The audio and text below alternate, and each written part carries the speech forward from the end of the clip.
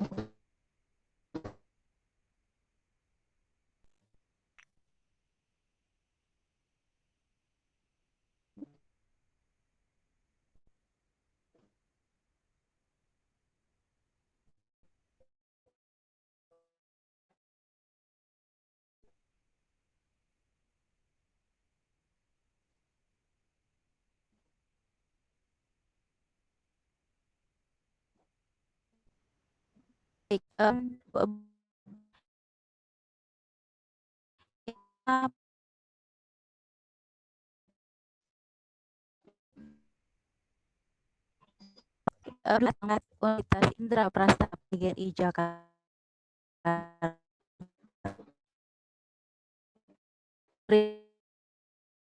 berikutnya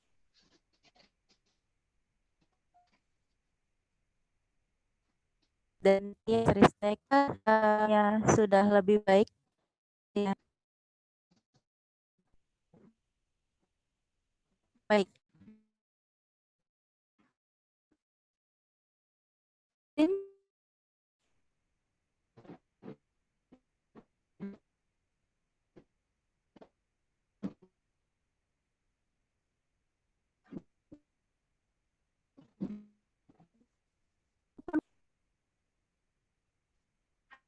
Pemakalah ingin narasumber, maka silahkan kamu pun kan pertanyaan untuk pertanyaannya di Zoom grup chat. Sebelumnya, malah tuliskan Tommy Satria Wahono, MN PhD, lahir di Madiun, 2 Oktober 1974, alamat rumah ada di Kota Wisata Cibubur, alamat kantor ada di Gatot Subroto, pendidikan Saitama University Jepang pada tahun 1995 sampai 1999. Lalu di kampus yang sama pada tahun 1999 sampai 2001. Lalu di Saitama University kembali pada tahun 2001 sampai 2004. Lalu University Teknikal Malaysia Melaka tahun 2012 sampai 2014.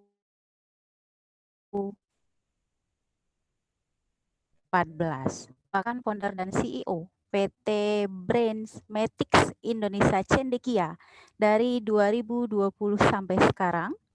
Founder dan CEO PT Ilmu Komputer Com Sistema 2014 sampai sekarang.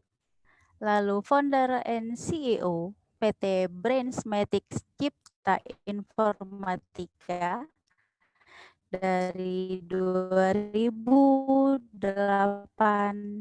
sampai sekarang. Co-founder dan komisaris PT beliau. Kami persilahkan.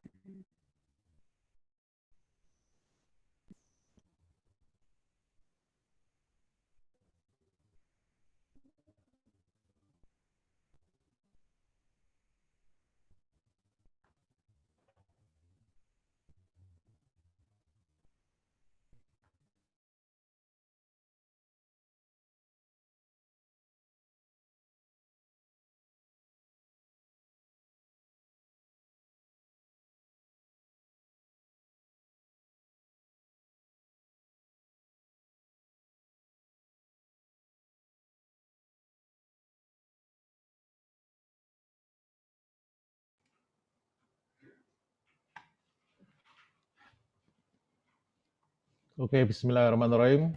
Assalamualaikum warahmatullahi wabarakatuh.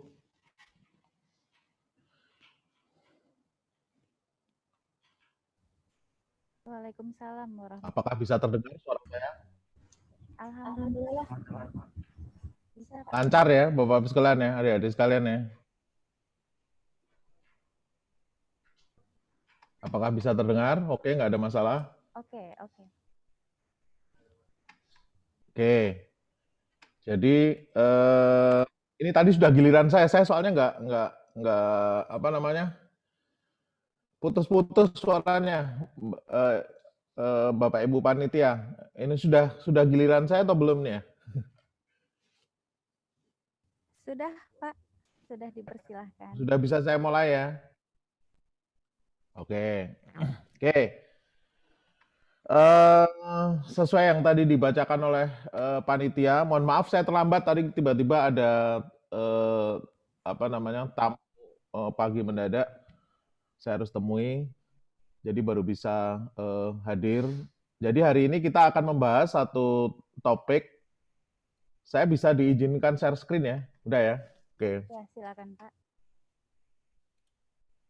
Materinya sudah saya sebarkan juga, berikan ke panitia. Panitia mungkin bisa share ke apa namanya peserta ya. Baik, Pak. Oke, jadi kalau boleh tahu ini pesertanya kebanyakan mahasiswa atau dosen ya, panitia ya, Bapak Ibu panitia. Mahasiswa dan dosen, Pak. Mahasiswa dan dosen. Oke, jadi sebagai pengisi pembuka diskusi kita nanti setelah ini kita akan paralel presentasi di tempat masing-masing. Saya sudah menerima laporan apa namanya paper yang masuk. Karena itu saya coba apa namanya bahas tentang satu topik tentang penelitian gitu ya, yang nanti saya hubungkan dengan topik apa namanya diskusi kita hari ini atau topik seminar ini yang berhubungan dengan artificial intelligence gitu ya. Jadi saya beri judul mitos penelitian.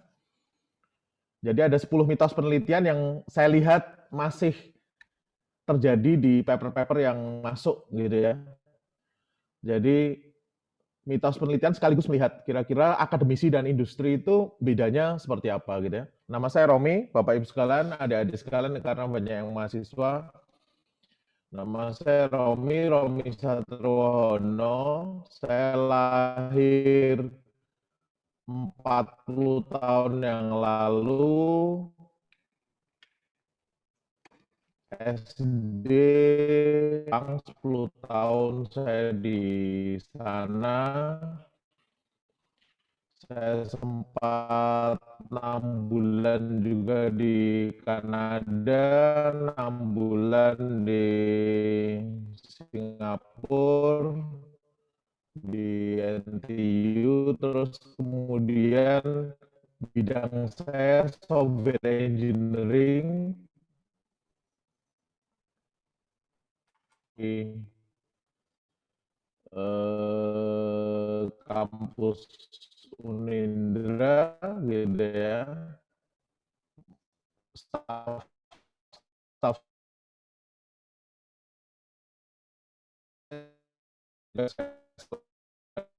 di Unindra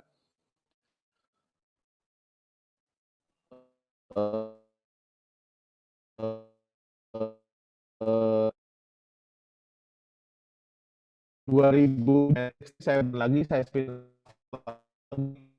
yang training center namanya Blackmatics Indonesia Cendekian. Ini kira-kira seperti ini karir eh, industri saya gitu ya. Nah, di satu sisi akademisi, kaki kanan saya bisnis, kaki kanan saya akademisi, jadi kaki kiri saya bisnis, kaki di UGM, terus kemudian ngajar di banyak program pasca sarjana. Saya masih reviewer di banyak jurnal Scopus Index gitu ya. IST itu Elsevier, Journal of System and Software juga Elsevier. Software Practice Experience itu Software Quality apa namanya? Springer ya. Nih. pegang sertifikasi industri juga banyak, dan saya sudah deliver banyak pekerjaan enterprise arsitektur, data analytics untuk berbagai kementerian. Mungkin seperti ini. Nanti kalau pengen lihat profil saya lebih lanjut ada di blog saya. Materi-materi ajar saya letakkan di lectures gitu ya. Terus kemudian saya juga punya YouTube channel untuk jelaskan tentang lecture saya ini di Romi Satrio nama channelnya gitu ya. Nah, oke. Jadi kita bahas mitos. Saya sebut mitos. Mitos itu sebenarnya apa toh? Mitos itu bahasa Inggrisnya myth, bahasa Yunaninya mitos, cerita turun temurun yang kayaknya benar, tapi ternyata salah gitu ya. Dan itu melanda dunia penelitian. Makanya saya sebut mitos tentang penelitian yang bikin Bapak Ibu sekalian nanti nerusin S2 juga susah, lanjutin S3 juga nggak lulus-lulus gitu ya. Publikasi paper juga sulit nanti. Padahal sekarang kalau jadi dosen banyak persyaratan tentang publikasi paper gitu ya.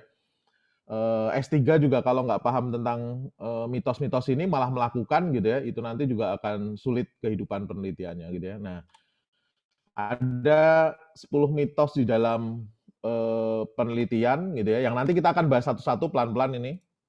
Sebentar, ini saya. Nah, jadi, 10 mitos ini seperti ini nanti kita bahas pelan-pelan ya, adik-adik sekalian, Bapak Ibu sekalian ya. Yang pertama, mitos yang pertama, dan ini melanda.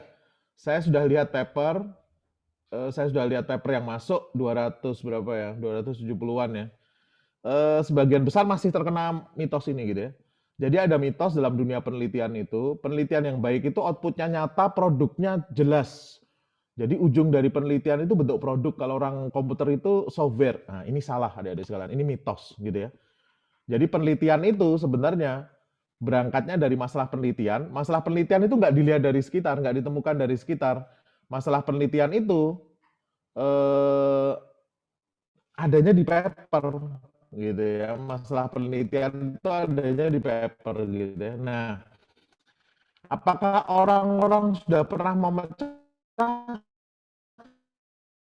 Sudah, tapi saya akan membuat pemecahan yang lebih baik. Jadi masalah penelitian itu nanti dilatar belakangi oleh masalah kehidupan gitu ceritanya. Ini mungkin yang perlu kita sedikit luruskan ya. Dan pada saat saya mencari pemecahan yang lebih baik, itu saya nyari lagi, saya gitu ya, yang orang lain belum pernah pakai sebelumnya. Meskipun cara saya ini nggak benar-benar baru, dalam arti sudah dipakai di dunia kesehatan, sudah dipakai di dunia fisika, jadi jalan lebih baik kalau orang komputer gitu ya. Metode pendidikannya lebih bagus, menghasilkan orang yang lebih paham kalau fakultas pendidikan dan seterusnya. Gitu ceritanya. Jadi istilahnya itu building new knowledge. Kalau istilah dosen ini nanti dirumus enough gitu ya. Nih, makanya penelitian computing atau komputer bentuknya harus produknya harus software. Enggak, enggak. Nih.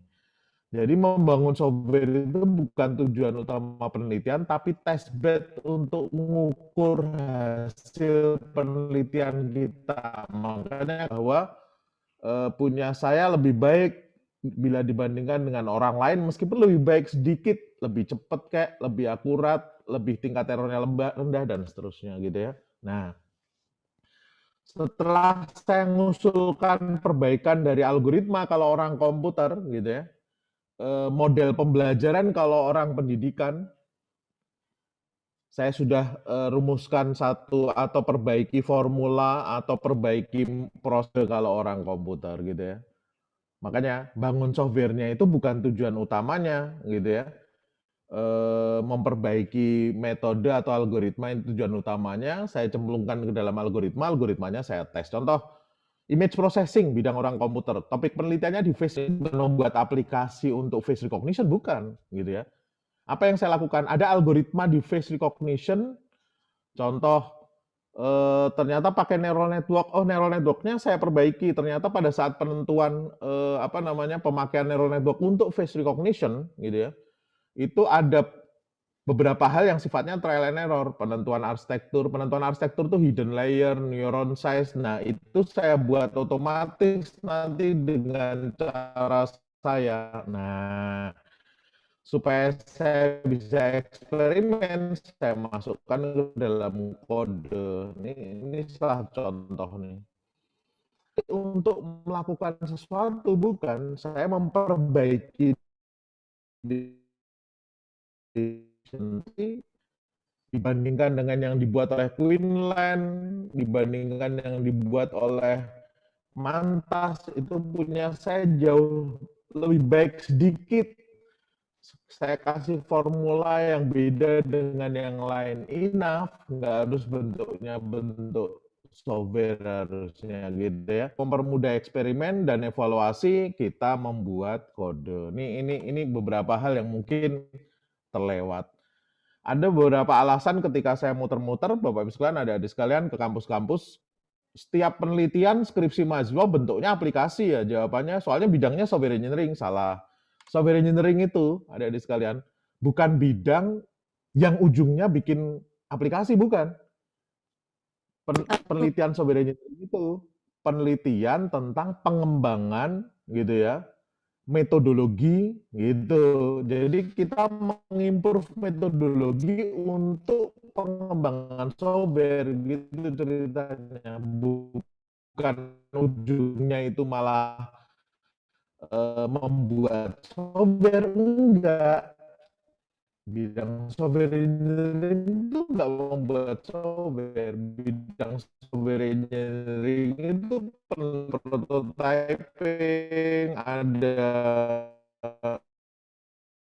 software design gitu ya, software testing,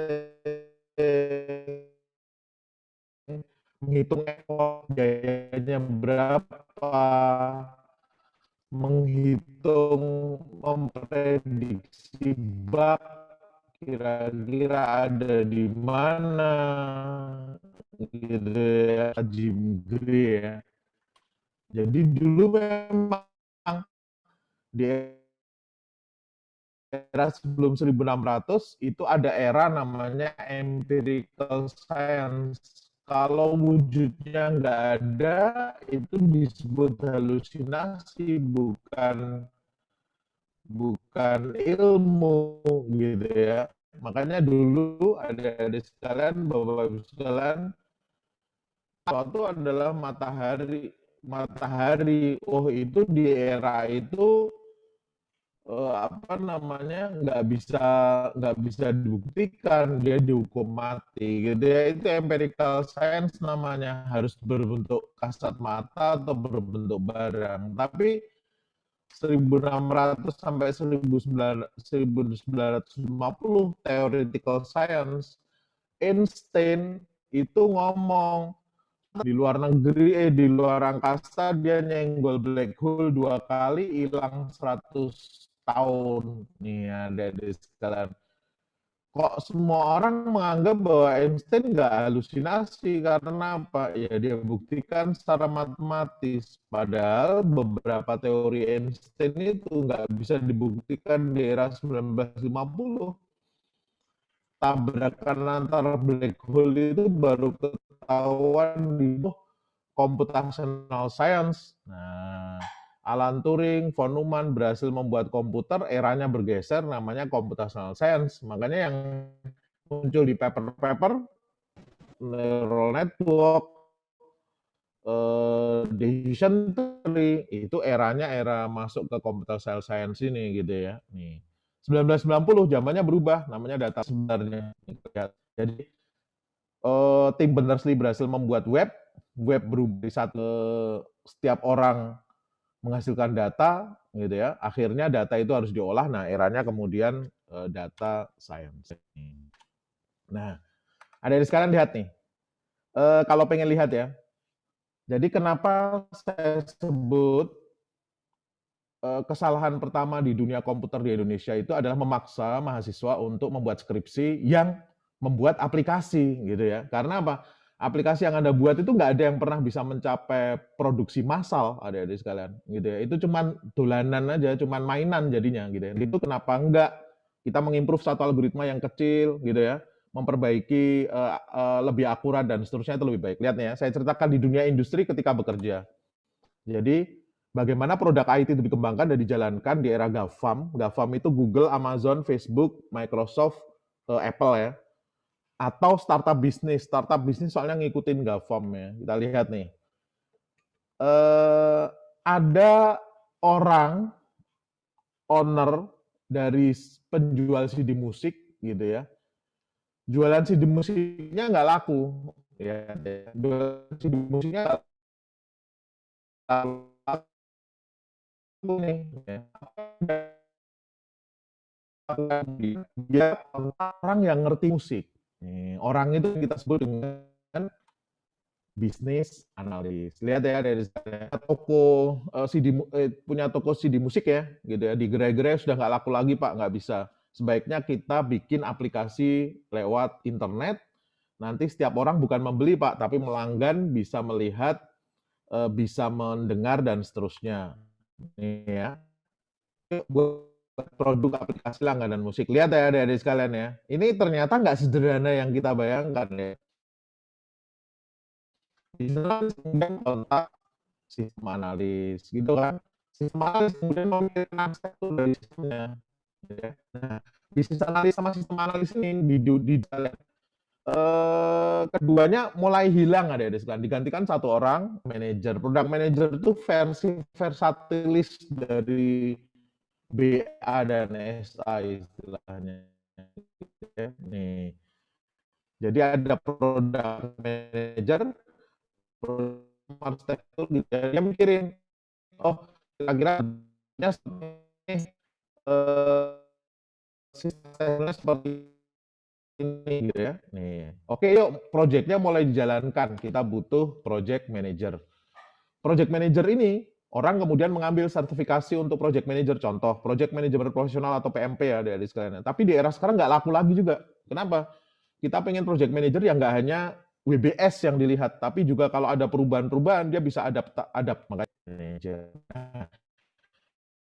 Yang mengenai produk untuk memikirkan produk ini layak atau enggak, bidang ini ada di sekalian disebut product management, gitu ceritanya. Ini namanya product management gitu ya. Nah, produk ini nanti ada di sekalian sudah ada sistem speknya diberikan ke developer untuk mulai dibangun. Lihat,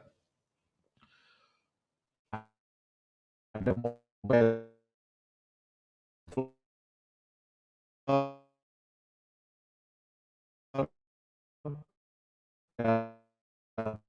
versi gitu ya.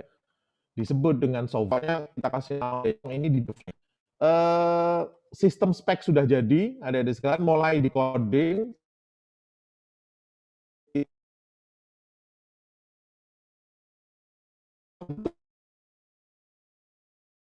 UI sama UX supaya tampilannya lebih enak, lebih nyaman, lebih user friendly gitu ya. Nah, setelah engineer khusus realisasi dari 5 kalau ya.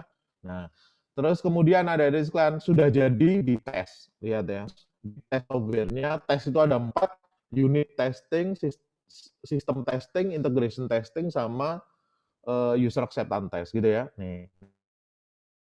Nah, sebelah kanan bawah ini disebut dengan bidangnya software engineering. Pertanyaannya, di mana letak dosen? Di mana letak peneliti di sini? Nah, ketika mengembangkan produk adik-adik sekalian, ketika memanage produk, kok kita perlu cepet ya. Scrum ini butuh daily meeting, kayaknya kita nggak bisa deh, kita butuh dokumentasi yang lebih bagus gitu ya, atau software engineer.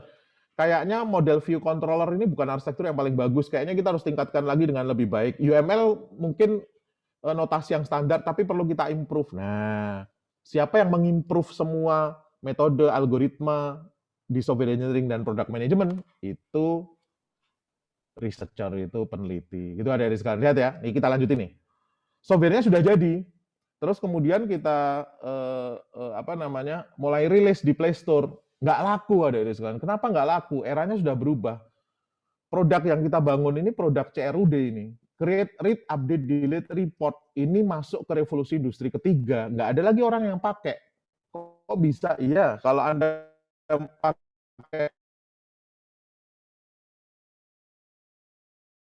Netflix, ada di sekalian, setelah Anda nonton satu film, misalkan saya nonton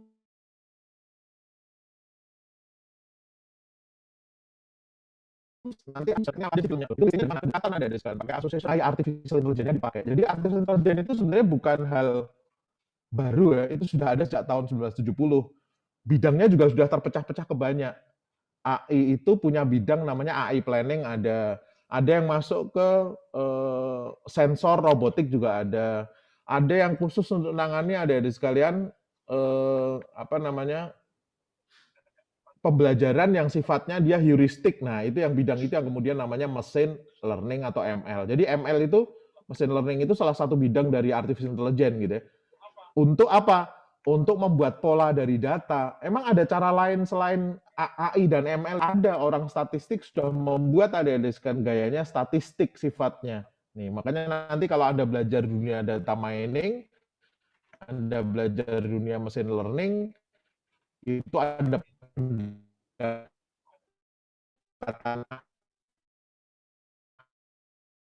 AI dan mesin learning statistik. Contohnya yang AI mesin learning, neural network. Tapi kalau linear regression, itu basisnya dari buat kalau di create, read, update, delete, report nggak laku lagi ada di sekalian. Saya butuh pengakses saya ini umurnya berapa, laki atau perempuan dan seterusnya, data analis. Kalau cuma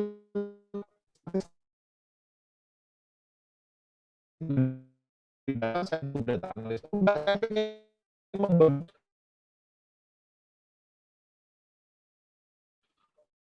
pola data.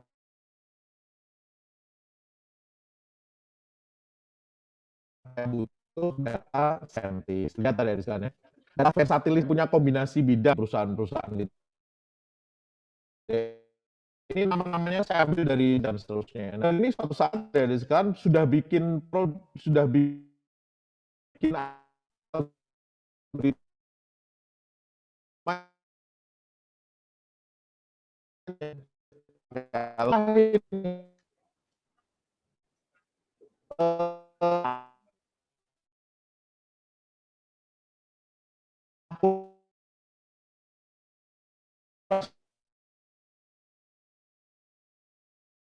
jadi itu gitu. Siapa yang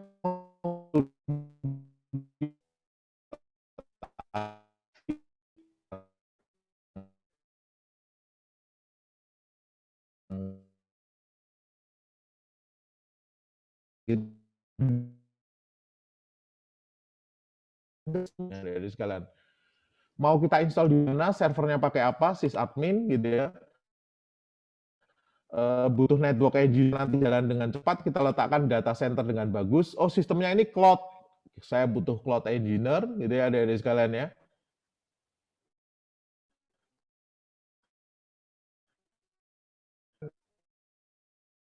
Gitu ya, DevOps gitu ya.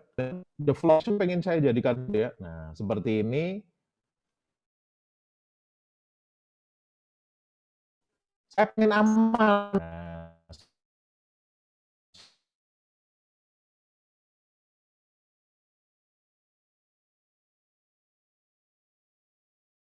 Nah, mobilnya sudah nama. Kalau ada masalah, komplain ini pelanggannya. Komplainnya ke siapa? Lihat. Oh iya, tadi sama ya, infrastructure security, siapa yang nangani load balancing, butuh peneliti juga kalau perlu lebih dalam gitu ya. Nah, sekarang pelanggan siapa yang nangani? Technical support. Yang mimpin siapa?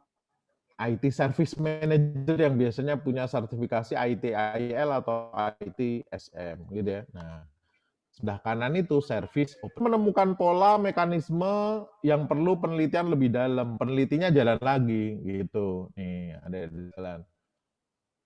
Semua hal ini perlu saya lakukan secara transparan. Saya butuh auditor, gitu ya. Apakah nyambung antara visi misi perusahaan ini dengan apa yang saya jalankan, proses bisnis dan seterusnya, enterprise architect, gitu ya. Dipimpin oleh Chief Information Officer atau di era sekarang namanya Chief Technology Officer. Nah, sebelah kiri bawah, kiri atas itu namanya IT Governance. Kalau tata kelola IT ini butuh pendalaman, butuh perbaikan, lagi-lagi penelitinya datang. Loh, gitu ada sekalian. Semua cerita indah ini nanti di 6 bidang ini nanti diceritakan di kelas oleh dosen Anda nanti ya, ada sekalian. Dosennya datang cerita di kelas. Nah, yang atas itu kemudian field-nya computing, research. Ini kira-kira ada sekalian cara development kayak gini. Nah, kita itu nggak mungkin ada di sekarang membangun sistem bla bla bla jadikan skripsi sudah nggak mungkin karena apa? Soalnya terlalu gede gitu ya. Nih, mending pilih satu apakah akan ngurusi software engineering metodologinya, apakah akan ngurusi load balancing. Saya load balancing pakai algoritma smooth nih. Oh, saya menemukan satu cloud sistem saya ternyata saya berikan COVID tugas kita dan seterusnya hanya IT governance satu nih ada di sekalian. Jadi mitos menganggap bahwa semua peneliti tujuan utama penelitian itu kontribusi ke masyarakat. Lagi-lagi salah nih ada di sekalian. Tujuan utama penelitian itu bukan kontribusi ke masyarakat, tapi kontribusi ke pengetahuan yang nanti manfaatnya kita bisa pakai untuk kontribusi ke masyarakat. Jadi kontribusi ke masyarakat nggak bisa kita ukur gitu ya. Nih. Apa yang dikejar di penelitian? Tadi sudah saya sebutkan di depan ada di sekalian. Dosen memberi definisi yang bagus. Research is, kata dia, considered activity, aktivitas yang penuh pertimbangan sistematis untuk membuat original contribution to knowledge. Jadi dikejar itu contribution to knowledge. Nih. Jadi bukan saya mengimprove algoritma, orang-orang lain nggak ada yang mengimprove kayak saya ini. Ternyata berhasil meningkatkan akurasi 2% enough gitu ya. Nih, bukan produknya yang dipentingkan. Ini nanti saya bahas di YouTube saya juga ya dari sekarang. Nah, bentuk dari kepengetahuan tadi kan kontribusi ke pengetahuan ya. Bentuknya apa? Menemukan atau merevisi teori metode pengaplikasian produk yang kita pasarkan bukan gitu ya, kontribusi ke pengetahuan gitu. Bentuknya merevisi teori, metode, fakta atau aplikasi. Nah,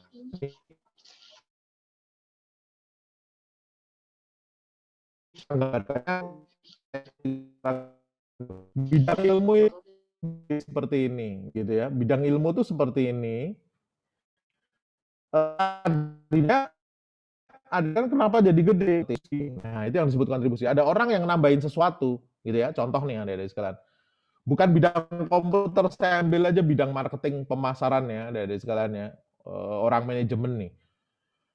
Tentang marketing mix ada di sekalian. Bauran pemasaran. Itu tadinya bidangnya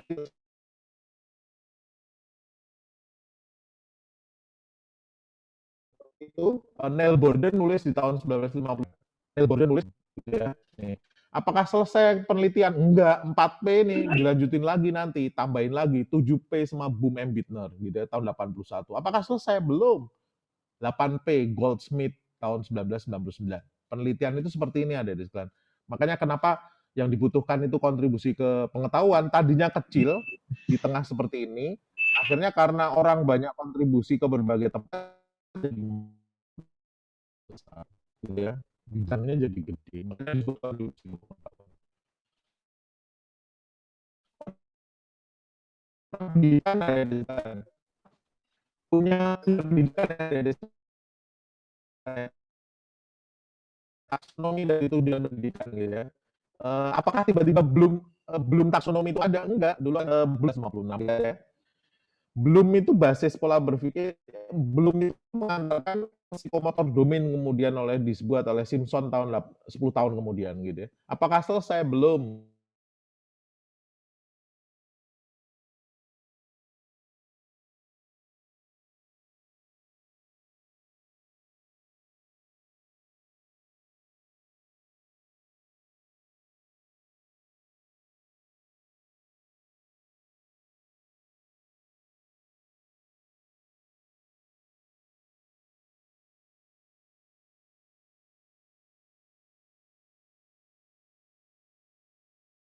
Bagus tentang algoritma genetika. Algoritma genetika itu sekalian algoritma pencarian ya dari sekalian, algoritma pencarian ya, algoritma genetika itu ya, gitu ya. Dia bisa mencari dari berbagai parameter mana yang paling optimal. Bisa kontrak. Emang cara mana?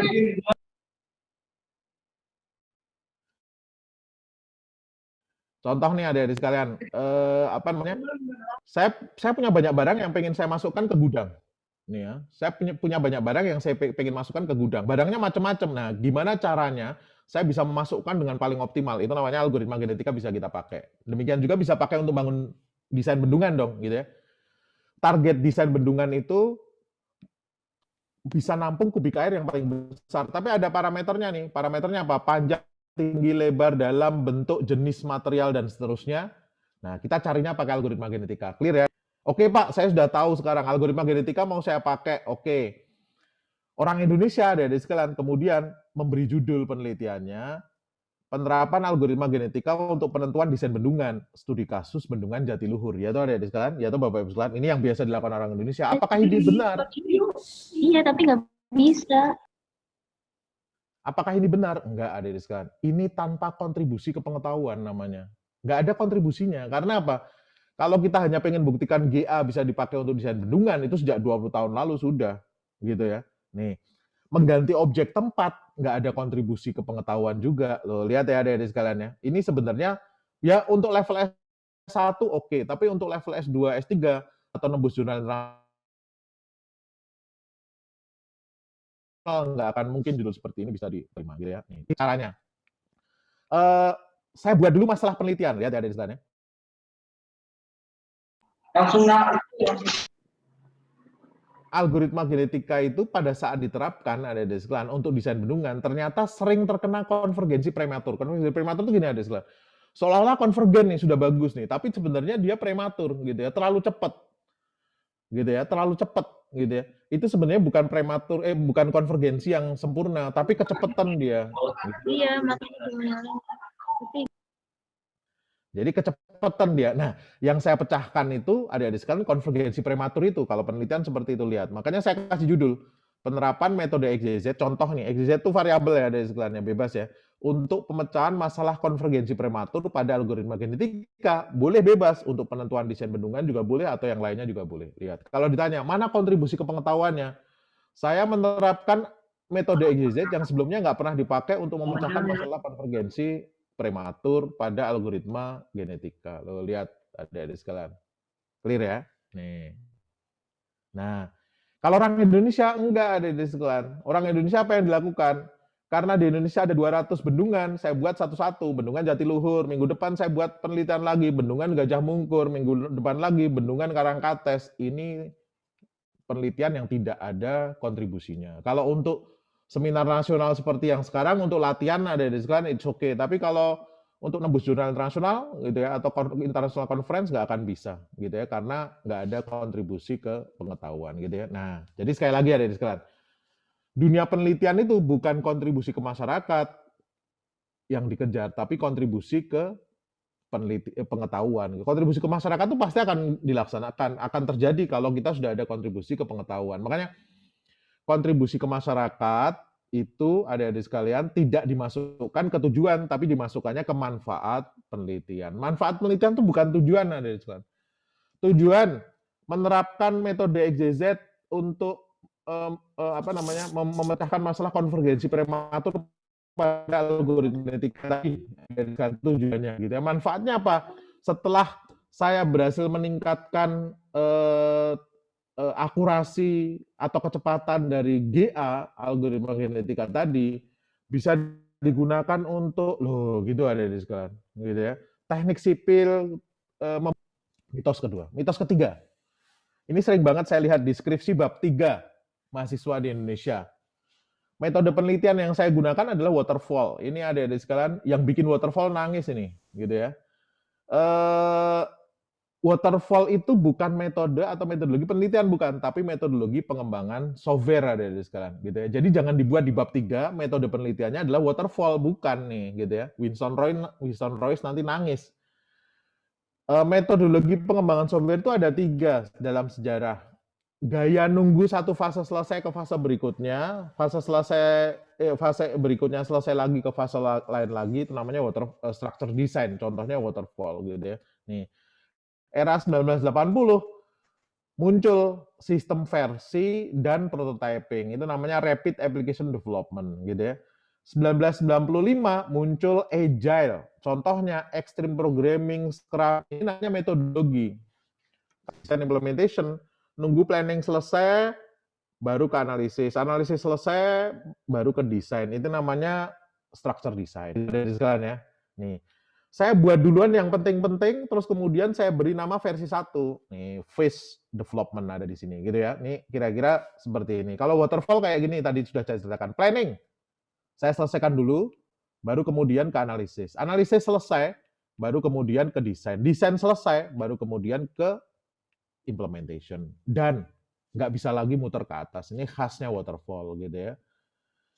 Sistem fase atau sistem versi ada di sekalian. Saya buat planning dulu gitu ya. Terus kemudian yang utama-utama dulu saya buat. Yang utama-utama dulu saya buat, analisis, desain, implementation, saya kasih nama versi 1. Saya muter lagi ke atas, iteratif gitu ya. Fitur-fitur yang berikutnya yang saya buat gitu ya, sistem versi 2 dan seterusnya. Ini namanya phase development atau sistem versi gitu ya.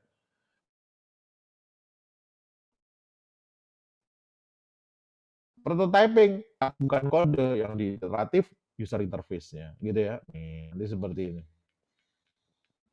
Tapi iteratif dia muter lagi gitu ya. Nih. Kalau agile ada di sekalian, planning saya buat, saya pecah, desain juga, coding juga. Selesai 1 sprint, hasil sprint pertama saya rilis ke Play Store misalkan gitu ya. Nih, nanti saya muter lagi untuk sprint kedua gitu ya. Nih, seperti ini. Jadi kayak gaya iteratif tapi ada panduan sedikit. Dan sekali lagi ya adik-adik sekalian, itu semua itu metodologi pengembangan software, bukan metode penelitian. Nah, pertanyaannya, loh kalau penelitian itu metodologi atau klasifikasinya kayak gimana? Lihat adik-adik sekalian. Klasifikasi penelitian itu bisa berdasarkan pendekatan. Pendekatan itu ada 2, kualitatif, kuantitatif, gitu ya. Kalau bentuknya naratif itu kualitatif. Kalau bentuknya ada numeriknya atau dilakukan oleh orang komputer mengukur akurasi dan seterusnya itu pasti kuantitatif, gitu ya. Berdasarkan metode itu ada 4, action research, eksperimen, case study sama survei. Berdasarkan jenis, lihat ya. Ada dasar terapan, explanatory, konfirmatory, deskripsi, eksperimen, korelasi, berdasarkan level kontribusi. Kalau untuk S1, D4, S1 cukup pengujian teori, tapi kalau S2 pengembangan teori, S3 penemuan teori. Ini nanti kita lihat secara umum ya, biar cepet ya. Ini waktunya soalnya nggak ada nih. Jadi kalau kualitatif itu ada di sekalian dari ilmu sosial. Saya tadinya nggak tahu, saya pengen tahu, itu gayanya kualitatif. Makanya sifatnya induktif. Dari masalah khusus nanti tarik jadi teori umum. Tapi kalau kuantitatif ada di sekalian, tadinya nggak tahu, pengen tahu. Enggak ada di sekalian. Kuantitatif itu, saya tuh sudah tahu sebenarnya, tapi saya pengen dapat argumentasi bahwa yang saya hipotesiskan itu benar. Nih, itu kuantitatif. Makanya bukan meningkatkan pemahaman, bukan, tapi membangun penjelasan dari hipotesis. Apakah hipotesis saya itu benar atau enggak, gitu ya. Nih. Alur pola berpikirnya beda dengan yang kualitatif, tapi kalau kuantitatif itu deduktif, induktif. Saya punya masalah, lihat. Topik saya di algoritma genetika kayak tadi. Algoritma genetika itu punya masalah ketika ketemu dengan data desain bendungan, dia konvergensi prematur. Nah, saya kumpulkan berbagai teori ini. Oh, ada cara mecahkannya ada A, B, C, D, peneliti lain sudah bikin. Saya akan coba kombinasi antara A dan C. Makanya saya buat metode namanya metode AC. Saya hasilkan konsep, saya rumuskan hipotesis bahwa metode AC ini bisa dipakai untuk mengatasi konvergensi prematur. Saya uji hipotesis gitu ya. 10 data, 20 data saya uji, saya tarik kesimpulan. Loh, ternyata metode gabungan A dan C itu bisa loh memecahkan konvergensi prematur pada desain bendungan. Lihat ya, kuantitatif gitu ya dari sekalian ya. Kalau berdasarkan metode action research oleh orang pendidikan, eksperimen sains dan engineering, case study biasanya ekonomi, politik, ada dari sekalian, survei ekonomi, politik, orang komputer juga ada yang survei gitu ya. Ini seperti ini berdasarkan metode. Saya lewati aja. Kalau jenis, lihat. Penelitian itu boleh dasar atau terapan. Nanti saya jelaskan di belakang ya bedanya ya. Penelitian itu boleh kualitatif atau kuantitatif. Tapi kalau penelitian kita itu mengkonfirmasi sesuatu, eksperimen, korelasi, itu pasti kuantitatif gitu ada di sekalian. Tapi kalau kita itu mendeskripsikan sesuatu, bisa kualitatif pakai narasi, bisa juga pakai numerik, pakai angka, pakai statistik juga boleh. Disebut deskriptif kuantitatif gitu ya. Nih, atau explanatory kuantitatif, kecil tapi gitu ya. Berdasarkan jenis. Kalau untuk skripsi D4 itu cukup pengujian teori. Pengujian teori itu ada di sekalian, Bapak Ibu sekalian, penerapan decision tree untuk bla bla bla masing sistem enough. It's okay. Tapi kalau untuk S2 nggak bisa. Kalau untuk publikasi paper ke international conference nggak bisa dengan pengujian teori. Nanti saya berikan contoh ya, pengujian teori bentuknya seperti apa gitu ya. S3 itu lebih substansial, targetnya jurnal. Dan bahasa-bahasa pengujian, pengembangan penemuan ini saya ambil dari Permendikbud yang baru tentang standar nasional pendidikan tinggi nih, Bapak Ibu sekalian, adik-adik sekalian. Nah, contoh level D4, S1, S2, dan S3 bedanya apa? Kalau D4, S1, kalau orang marketing, ada di sekalian, kalau orang ekonomi atau manajemen, pengaruh 4P marketing mix pada peningkatan penjualan perusahaan EGZ enough, cukup lulusin aja S1 gitu ya. Nih. Jadi kalau ditanya kontribusinya apa, ya ini sebenarnya bukan penelitian, ini bukan penelitian ya, ada di sekalian, tapi sifatnya menguji teori yang sudah ada, 4P yang sudah ditemukan tadi gitu ya. Oleh Baum Bittner misalkan saya pakai, padahal itu kalau ditanya teori tahun berapa, teori 40 tahun yang lalu gitu ya. Nih, saya pakai. Nanti kalau S2 nggak bisa kayak gitu. 4P saya gabungkan dengan 3C. Oh, saya punya pemikiran 3C. Loh, lihat nih. Sudah mulai berkontribusi ke pengetahuan. Nggak peduli untuk perusahaan XYZ atau apapun, nggak terhitung. Yang penting 4P plus 3C, saya ada kontribusi gitu ya S2. Nih, jadi kalau ditanya kontribusinya apa? Oh, mengembangkan, memperbaiki teori hukum. Tapi masih untuk perusahaan XYZ nggak apa-apa. S3 sifatnya lebih general, lebih generik. Lihat.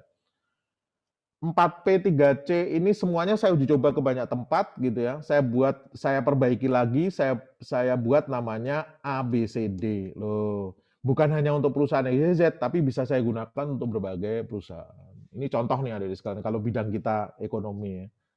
Kalau bidang pendidikan juga sama nih. Kalau taksonomi Bloom saya pakai untuk evaluasi pembelajaran IPS, it's okay D4 dan S1. Tapi kalau S2 nggak bisa. Taksonomi Bloom saya gabungkan dengan teori social networking nih. Nih, mulai nih ada kontribusi ke pengetahuan. S3 nggak ada lagi SMA ABC, harus bisa dipakai oleh banyak pihak, nggak hanya SMA ABC.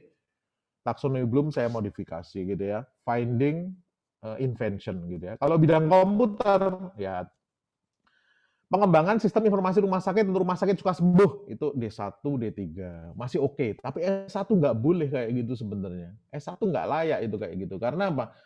Kalau S1 kayak gini judulnya adik-adik sekalian, ngapain dapat mata kuliah data science, data mining, image processing, semua mata kuliahnya dibubarin aja, ganti 70 SKS mata kuliah pemrograman dasar, 70 SKS mata kuliah pemrograman lanjut, kalau cuman kayak gini gitu ya. Makanya S1 itu ada di sekalian, lihat.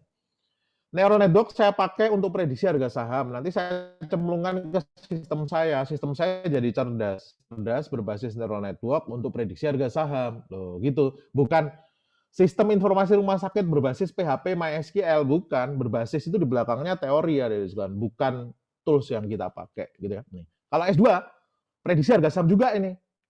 Neural network yang tadinya pemilihan arsitektur jaringannya itu trial and error, saya pakai algoritma genetika, tapi masih sama untuk prediksi harga saham S2. Kalau S3, adik-adik sekalian, neural network nggak hanya untuk prediksi harga saham, saya bisa pakai untuk semua algoritma XYZ saya ini, bukan lagi algoritma genetika yang sudah saya perbaiki lagi. Nih, sifatnya umum, gitu ya nih. S1, S2, dan S3. Jadi sekali lagi adik-adik sekalian, metodologi pengembangan software bukan metodologi atau metode penelitian. Jangan pernah masukkan waterfall, RAD, agile di bab 3 skripsi kita, gitu ya. 3 itu harusnya cara kita melakukan penelitian. 4 mitos 4. Jadi masalah penelitian itu munculnya di paper. Saya cari dari paper, dapat masalah penelitian. Nanti yang melatar belakangi masalah penelitian, masalah kehidupan. Gitu ceritanya seperti ini konsepnya. Makanya kalau kita cerita, saya pengen pakai algoritma SVM support vector mesin untuk prediksi nilai tukar uang. Lihat ya, ada sekalian ya. Nah, saya mulai cerita ini ada sekalian. Nilai tukar uang adalah membandingkan metode yang secara gedenya ada. Saya sebenarnya pengen pakai linear regresi, tapi linear regresi itu punya kelemahan loh, meskipun dia punya kelebihan gitu ya. Nah, saya coba pakai neural network. Neural network sekarang ada sekarang. Dari latar belakang masalah seperti ini, kalau ditanya, ayo rumuskan masalahmu, masalah penelitiannya kira-kira apa? Nah ya.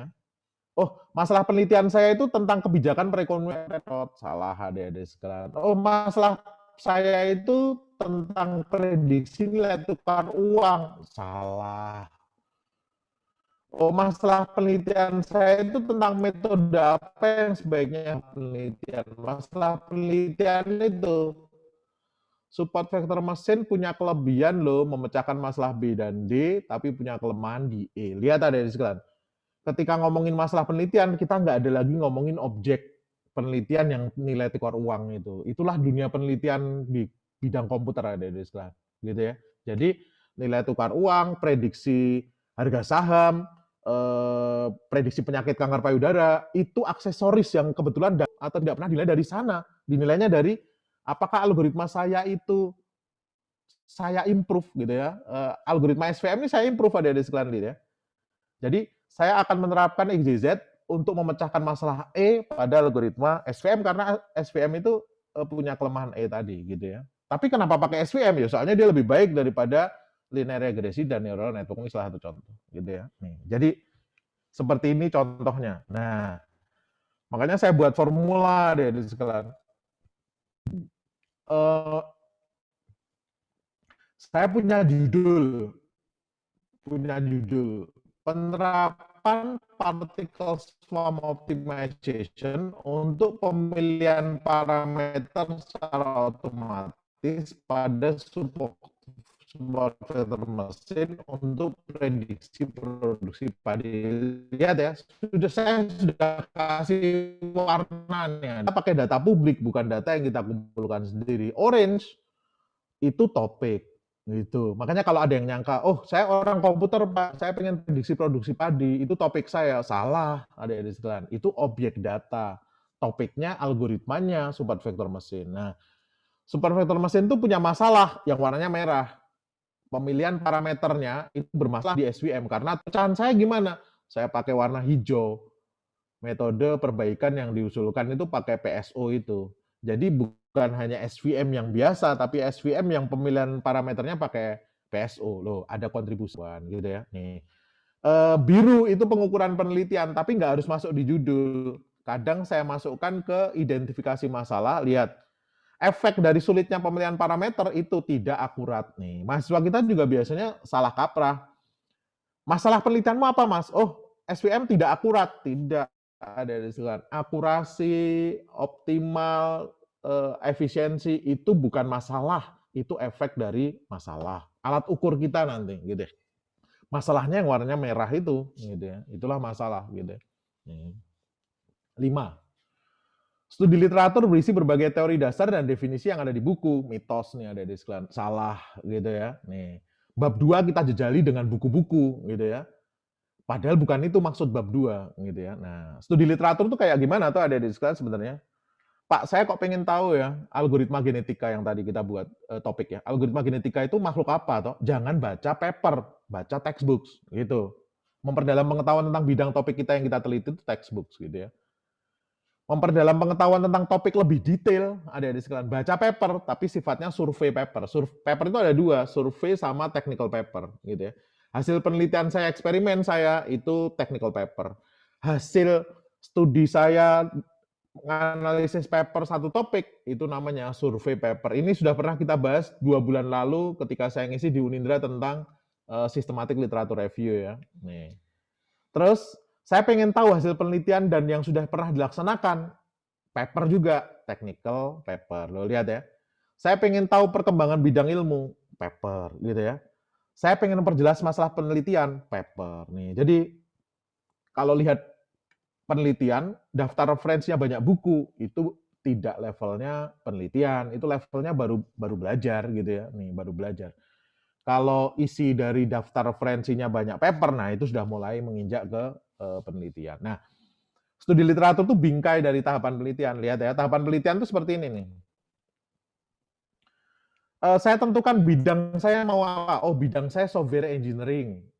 Penentuan bidang ini, kok bisa saya menentukan bidang? Dari mana? Literatur review. Karena saya banyak baca, oh ini saya kayaknya cocok dengan ini. Setelah saya baca buku, saya tentukan bidang, saya tentukan topik. Di dalam bidang software engineering ada topik 4 nih ternyata yang lagi trending. Dari baca paper saya tahu bahwa ada 4 trending topik. Salah satunya software defect prediction, memprediksi bug dari software. Nah, saya tentukan topik. Topik saya berarti software defect prediction tadi. Di dalam software prediction ternyata ada masalah penelitian. Loh, lihat nih, saya tentukan masalah. Apakah orang-orang sudah memecahkan? Oh, sudah. Ada cara A, B, C, D untuk memecahkan masalah yang sama dengan yang saya angkat tadi. Itu metode itu disebut state of the art methods. Metode-metode yang ada yang sudah dipropos orang. Nah, saya harus mengusulkan metode yang sedikit baru. Itu kan ya. Nanti saya bisa membuat usulan metode saya beda loh dengan yang lain di nomor 5. Ide saya eksperimenkan, saya ukur, saya evaluasi, dapat evaluasi lebih baik bila dibandingkan dengan Wikipedia nggak bisa deh sekalian. Karena apa? Anonim menunjukkan. Tapi apakah benar-benar nggak bisa? Bisa. Setelah baca Wikipedia, lihat di bagian bawah ada daftar referensi, itu ada paper-paper. Nah, ngambil aja langsung dari paper itu. Jadi bukan Wikipedia-nya yang kita pakai, tapi paper-paper yang ada di bawahnya, gitu ya. Nih. Jadi literatur ilmiah itu boleh dari paper. Paper itu ada 3, jurnal, dari book chapter atau dari conference, tapi yang paling tinggi yang dari jurnal, gitu ya. Nih. 4 tesis disertasi, 5 laporan dari organisasi, laporan WHO, laporan UNESCO, laporan dari BEJ, Bank Indonesia, gitu ya. Yang terakhir buku teks, gitu ya. Jadi kalau ada pertanyaan, Pak, saya dari blog ngambil boleh nggak? Lah ada nggak di 1 sampai 6 ini? Nggak ada, nggak boleh. Simpelnya seperti itu, gitu ya. Ini saya bahas juga di YouTube saya nanti. Nah, papernya sendiri, ini tadi kita bahas paper kan ada kan 1, 2, 3 itu paper gitu ya. Papernya sendiri nanti ada 2, paper technical sama paper survei. Paper survei itu bahas satu topik penelitian. Ini ya. Paper technical itu membahas hasil penelitian kita, hasil eksperimen kita. Algoritma genetika saya improve, terus kemudian saya eksperimen, itu technical paper. Tapi kalau saya bahas, saya kumpulkan paper-paper yang membahas tentang algoritma genetika, saya rangkum, itu namanya survei paper, gitu ya nanti ya. Nih. Ini pernah saya bahas 2 bulan lalu di Unindra. Gitu ya. Nah, ini oke dah. Mitos ke-6. Mahasiswa ya, adik-adik sekalian ya. Adagium dalam dunia pendidikan.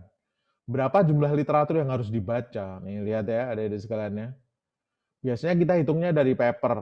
Lulus S1 dengan baik itu kalau bisa membaca 20 sampai 70 paper.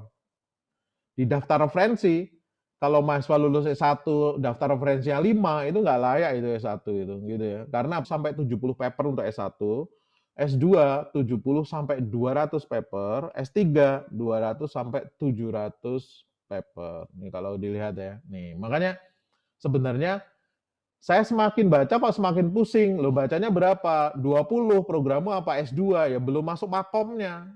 Belum masuk ke nggak pusing gitu ya. Coba baca sampai 70 pasti nggak pusing lagi gitu kan ada di sekelas nih. Jadi kepala jadi pusing itu bukan karena kita banyak membaca, bukan karena yang kita baca belum bisa nyambungkan benang-benang merahnya makanya jadi pusing. Nah, kita sudah dikasih tools. Ada Mendeley untuk menampung paper kita, ada di sekalian. Untuk mengelola paper kita itu kita pakai Mendeley lebih mudah. Jadi tools untuk mengelola literatur supaya nggak pusing ada di sekalian. Mendeley untuk mengelola literatur paper-paper yang kita download. Nanti ada Force Viewer. Saya download 200 Pak, kok saya agak pusing ya. Saya lagi males baca. Saya pakai Force Viewer yang sering muncul gitu ya. Saya sudah melakukan penelitian Pak. Saya pengen tahu supaya saya nggak keduluan orang di topik itu. Langganan aplikasi namanya Researcher. Nanti memonitor literatur terbaru yang muncul di tempat kita. Mendeley yang tadi, lihat.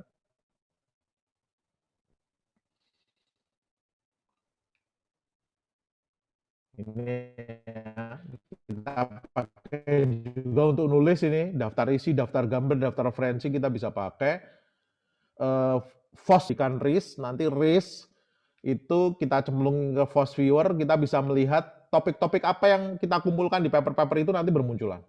Nih, oh ternyata paper-paper di software defect prediction itu isinya ada yang software quality, software metrics gitu ya. Nanti semakin kuning semakin baru nih, semakin kuning semakin baru, semakin gelap dia semakin tahunnya lama. Ini saya bahas juga nanti di penentuan jurnal yang baru masuk apa langganan nama aplikasi Researcher gitu ya. Researcher nanti ada kita tentukan misalkan seperti ini. Mana? Nih, kita tentukan apa namanya topik yang mau saya kejar, nanti dia akan muncul terus topik-topik yang berhubungan dengan itu gitu ya. Ini mitos ke-7. Penelitian itu dikatakan semakin aplikatif bukan semakin mudah, tapi semakin susah. Nih, lihat ya. Tadi sudah saya jelaskan, penelitian itu ada 2 yang secara klasifikasi berdasarkan jenis kontribusi. Dasar, terapan. Sebenarnya ada lagi pilar ya, ada di sekelihannya. Dasar, terapan yang paling penting. Bedanya jauh banget antara dasar sama terapan. Contoh yang dasar tuh gini ada di sekelihan. Saya punya teman satu lab di Jepang, itu yang penelitian tentang ngitung pi 3,14 itu. Orang computer science ada di sekelihan. Computer science tapi ngitungnya tentang pi 3,14. Jadi setiap makan siang dia ngomong, saya bisa ngitung pi 2 juta digit di belakang koma rom. Ini saya memecahkan rekor di dunia. Loh, itu penelitian juga. Namanya penelitian dasar ada di sekolah. Bisa dipakai untuk banyak bidang. Bisa dipakai untuk banyak pilar-pilar itu nanti. Bisa dipakai orang komputer, bisa dipakai orang teknik sipil, bisa dipakai. Nah, negara maju lebih seneng nih penelitian dasar. Gitu ya. Lebih seneng dia bisa ngitung pi dengan akurat. Karena apa? Dengan ngitung pi itu dia berpengaruh ke berbagai bidang nanti, gitu ya. Dia bisa merobohkan banyak pilar. Bayangkan, kalau teman saya ngomong, yang benar bukan 3,14 rom, yang benar 3,16 ternyata. Itu semua teori di berbagai bidang yang basisnya dari 3,14 untuk pi itu roboh semua deh di sekalian pilar-pilar ini roboh gara-gara penelitian dasarnya ada updating. Ini salah satu contoh gitu ya. Makanya penelitian dasar disenangi orang-orang negara maju karena apa? Dia bisa impact-nya bisa tinggi, berpengaruh ke banyak bidang. Nah, saya berikan contoh yang mudah. Yang tadi, bidang manajemen, itu James Clayton, ada di sekalian, membuat namanya mixer of ingredients. Loh, mixer of ingredients. Dasar ini namanya. Tadinya orang nggak ada yang buat, dia ngutak-ngutak mixer of ingredient. Nah, nanti ada di sekalian, Neil Borden, basisnya dari mixer of ingredient ini, dia buat 12 elemen marketing mix. Nih, ini pilar. Jadi basis dari ini dia buatkan. Jadi kita itu ngejarnya sebenarnya bukan di dasar, tapi di pilar-pilar ini untuk nembus jurnal internasional sudah bisa yang di pilar gitu ya. Nih, orang Indonesia nggak di dasar, nggak di pilar, senangnya di atap nih ada sekalian. Pengaruh 12 elemen marketing mix pada peningkatan penjualan perusahaan XYZ. Ini namanya penelitian terapan ada sekalian. Cuma terapin aja, lihat ya. 12 elemen of the marketing mix itu sudah dibuat Neil Borden, saya pakai. Bahkan skripsi mahasiswa ekonomi tahun 2020 masih ada yang pakai 12 elemen marketing mix ini, padahal ini sudah dibuat orang sejak 70 tahun yang lalu gitu ya. Nih. Masih sama, mixer of ingredient, dirombak lagi 4P gitu ya. Jerome McCarthy membuat 4P yang paling legendaris itu. Nanti orang Indonesia, apakah dia membuat pilar baru dikasih nama 5P? Enggak. Dia pakai 4P itu. Loh, lihat nih. Pengaruh 4P pada peningkatan penjualan perusahaan XYZ. Pilar. Atap pada dari sebelah. Kenapa kok nggak ada impact? Kita mau penelitian atau enggak ada masalah. Soalnya apa? Orang lain juga sudah banyak yang melakukan itu.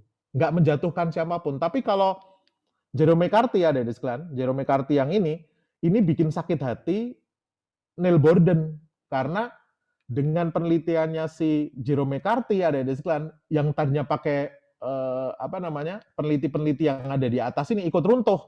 Nih, orang-orang Indonesia ikut runtuh yang ada di atas ini.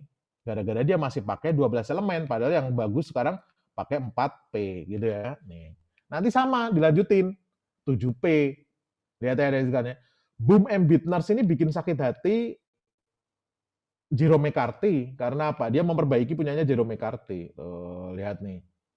Efeknya apa? Banyak atap yang berjatuhan karena tadinya orang pakai 4P itu. Nah, orang Indonesia ya udah pakai aja 7P untuk bla bla bla gitu. Ada efeknya. Orang pendidikan ada di sekitar punya Bloom taksonomi. Bloom taksonomi itu lahirnya dari penelitian Tyler, Basic Principle of Curricula and Instruction namanya, gitu ya. Lahirlah Bloom taksonomi. Orang Indonesia apakah membuat modifikasi Bloom? Tidak.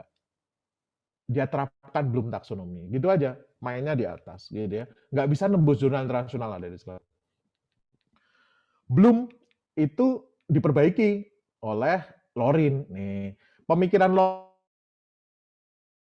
orang Indonesia yang ada di atap ini bubar semua yang ada di atap karena apa tadinya semuanya pakai Bloom padahal Bloom sudah diperbaiki. Apakah selesai? Enggak. Zaman digital ada lagi ada di sekitar Bloom digital taksonomi. Beda lagi gitu ya. Nih. Jadi kalau orang ada yang memaksakan Bloom taksonomi dipakai untuk pendidikan di era sekarang digital taksonomi itu sebenarnya sudah nggak pas lagi gitu ya. Nih. Tapi nanti orang Indonesia pakai lagi loh. Ini seperti ini kira-kira ada di sekitar. Komputer tadi sudah sama.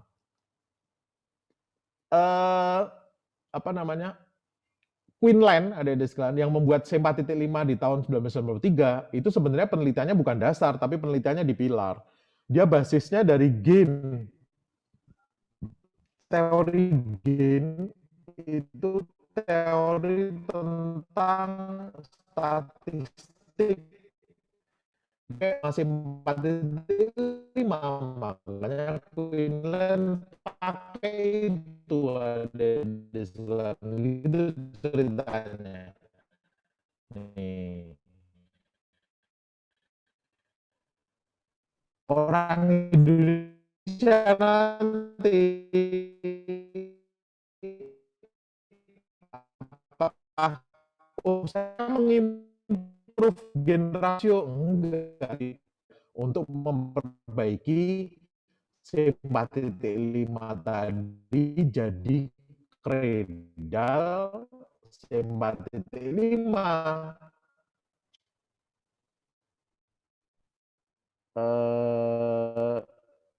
ngitungnya dia sebut imprecise gain rasio. Nanti gitu ya. Nah, khusus untuk wine marketing mix atau coffee marketing mix itu pakai 4E aja loh, P jadi 4E. Lo mengimprove dia, gayanya mengimprove. Sama lo lihat nanti di sini ada iklan. Mengimprove tadinya marketing mix itu 4P, ini khusus untuk industri tourism beda loh. Dia buat baru gitu ya. Nih, dan seterusnya. Lihat nih. Nah, ini nanti seperti ini. Di bidang komputer juga sama ada di iklan. Improve decision tree, improve memperbaiki C4.5, memperbaiki use case point. Sudah ada cara ngitung pakai use case point untuk mengestimasi effort ya, di-improve gitu ya. Memperbaiki genetic algorithm. Nih, seperti ini. Improve, dan improve. Nah, lihat nih ada di screen. Sebenarnya apa sih? Kalau saya ada 3 meja. 1 meja kuat, meja indah, sama meja luas. Saya dia pebisnis ada di sekalian. Apa yang saya lakukan? Kalau saya pebisnis pemula, uang saya dikasih gratis. Begitu masing-masing saya jual 100.000, jadi saya dapat 300.000. Alhamdulillah untung. Apakah ini saya cerdas? Enggak. Ini pebisnis stupid namanya ada di sekalian. Karena apa? Pebisnis pemula, saya dapat, saya jual gitu aja. Kalau pebisnisnya kreatif ada di sekalian, levelnya intermediate, beri nilai tambah dari produk. Saya dapat 3 nih, meja indah, meja kuat, meja luas. Apa yang saya lakukan? Saya bersihkan, saya cat ulang, saya rapikan semuanya, saya buat mengkilat, saya jual lagi. Tadinya laku cuma 100.000. Setelah saya bersihkan, laku 1 juta dari sekalian. Jadi saya dapat 3 juta ini. Nih, apakah ini pebisnis yang keren? Belum, ada pebisnis yang lebih keren lagi ada di sekalian. 3 meja ini saya dapat gratis, nggak saya jual lagi ada di sekalian. Saya jadikan aset. Saya buat bimbel kemudian. Bisa nampung 30 orang ini total ini. 1 orang saya minta bayar 1 juta. Jadi saya dapat 30 juta per bulan. Tuh, lihat. Jadikan aset, jual layanan. Ini pebisnis yang paling bagus ada di segala. Jadi nggak saya jual. Gitu ya. Nih. Ini gaya teknopreneur, gaya pebisnis. Tapi kalau akademisi apakah kayak gini? Oh tidak ada di segala. Akademisi itu mikirnya, kalau saya dapat uang, saya preteli satu persatu. Kakinya seperti apa, masing-masing saya preteli satu persatu ada di sekalian, gitu ya. Komponennya saya preteli, ini terbuat dari apa, kayunya apa, dan seterusnya saya teliti pelan-pelan, saya bubarin semuanya, gitu ya. Saya membuat meja keempat yang beda dengan 3 meja itu. Loh, gitu ceritanya, kan? Itu tugas para peneliti. Saya harus membuat meja keempat yang beda dengan 3 meja itu. Gitu ya, dari sekarang. Tidak harus mejanya jadi. Gitu. Tidak harus mejanya benar-benar jadi nih ada sekarang gitu ya. Jadi dan tidak harus benar-benar baru. Bisa aja meja kuat itu saya buat lebih luas. Bisa meja indah saya buat lebih kuat. It's okay, nggak ada masalah. Gitu ya, dari sekarang. Nah, makanya bidang saya software defect prediction. Ada 3 framework. Orang-orang sudah sampai di mana memecahkan masalah dengan saya. Oh, ada 3 orang ini, Menjes, Slesman, sama Song. Saya preteli satu persatu ada di sekitar. Metode yang dia pakai saya preteli satu persatu. Loh, lihat nih. Menjes kayak gini nih. Kalau Slesman kayak gini. Kalau Song kayak gini. Nah, setelah kan meja keempat, dari hasil saya membaca tadi, nah itu hasil membaca saya masukkan ke bab 2. Dari hasil saya baca, saya menemukan gap, ada masalah yang belum